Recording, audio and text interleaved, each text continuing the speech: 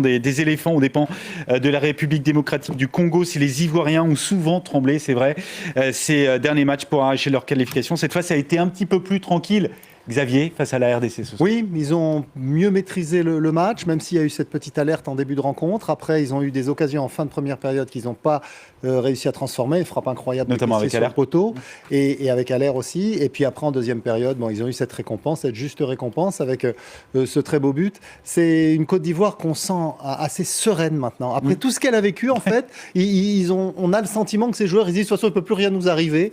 Et maintenant, ils ont trouvé une vraie sérénité dans le jeu et qui a été justement récompensé parce que je pense qu'ils étaient vraiment meilleurs. De la sérénité, de la maîtrise aussi peut-être, François. C'était le meilleur match de la Côte d'Ivoire de très très loin depuis le début de la compétition. C'est vrai qu'on a retrouvé aussi du jeu. Il y a de la maîtrise, mais il y a aussi du jeu. On a vu quelques séquences assez percutantes de la part des Ivoiriens. Je pense que les choix d'Emers Faé sont payants aussi ce soir parce que titularisé à l'air, on sait qu'il est arrivé en méforme, qu'il était blessé. Il n'a pas pu jouer les matchs du premier tour. Finalement, il a été très précieux quand il est entré en jeu. Là, c'était sa première titularisation. C'est lui qui marque ce but, pas très académique, mais si important.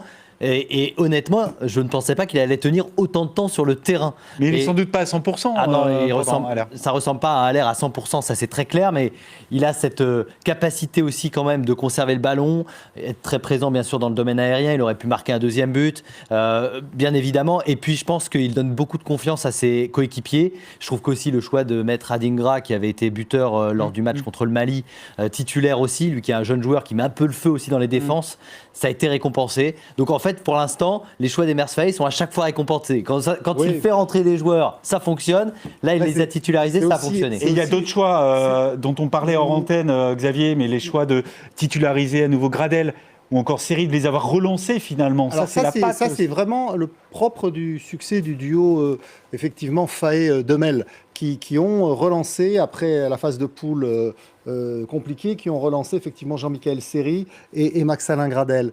Maintenant, pour revenir sur... Max-Alain Gradel, 36 ans. 36 ans, Max-Alain. Sur le cas de Sébastien Haller, c'est un peu une victoire posthume quand même de Jean-Louis Gasset.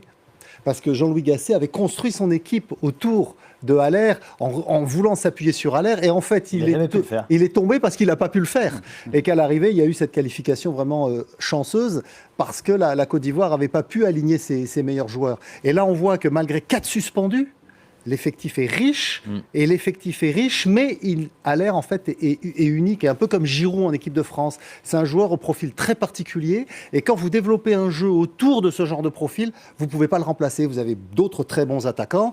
On a vu que des garçons comme Crasso, comme Kwame ont fait ce qu'ils ont pu. Ils ont mouillé le maillot, mais ils n'ont pas cette même spécificité. Et c'est de là, je pense, que vient une grande partie des difficultés de la Côte d'Ivoire au premier tour. On va retrouver, messieurs, Cédric Ferreira qui était... Salut les gars, j'espère que vous allez bien, c'est Chaval. Voilà, par rapport au match Congo-Côte d'Ivoire, hier on a eu un beau match, un très beau match de la part des Ivoiriens qui a démontré aux yeux du monde entier qu'ils sont capables de produire du bon football, pas seulement des victoires miraculeuses. Voilà, et comme on a pu le constater lors du match, la Côte d'Ivoire était largement supérieure face aux Léopards du Congo. Voilà. Là, il n'y a rien à dire. Donc, je vous souhaite une bonne journée. N'oubliez pas de vous abonner, liker, de commenter. Voilà, pour plus de contenu.